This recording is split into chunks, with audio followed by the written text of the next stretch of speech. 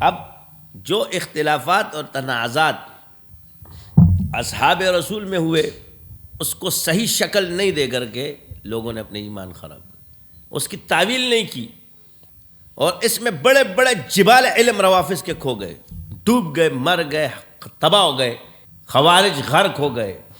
کیوں؟ کیا ان کے پاس علم نہیں تھا؟ کیونکہ شخصیت پیچھے نہیں دیکھی، بات نہیں سمجھے ان کی اور ان پر لان کر دی۔ یہ نہیں دیکھتے کہ ان کے پیچھے سند کس کی ہے۔ اصحاب تک تو یہ بات ٹھیک ہے، تابعین تک ٹھیک ہے، تبع تابعین، اہل اللہ اور اولیاء میں اگر آپ آ جائیں تو علماء میں کم بھی غلطیاں آتی ہیں۔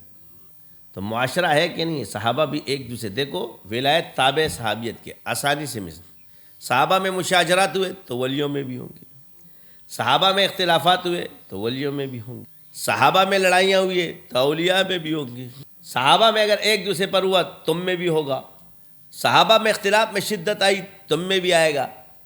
مگر صحابہ میں ایک چیز ایسی تھی کہ وہ ایک دوسرے سے بغض نہیں رکھتے تھے، وہ سب محبت کرنے والے تھے، کیونکہ اس کی تصدیق اللہ نے قرآن میں فرما دی، محمد رسول اللہ والذین معہ اشداء علی الکفار رحماء بینہم۔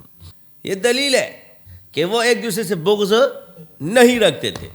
اور یاد رکھنا ضروری نہیں ہے کہ حاسد آدمی ہی لوگوں کے پیچھے بات کرے، محب بھی ایک دوسرے کے ساتھ الٹی ٹوٹی باتیں شروع ہو جاتی، غصے میں کرتے ہیں کہ نہیں کرتے؟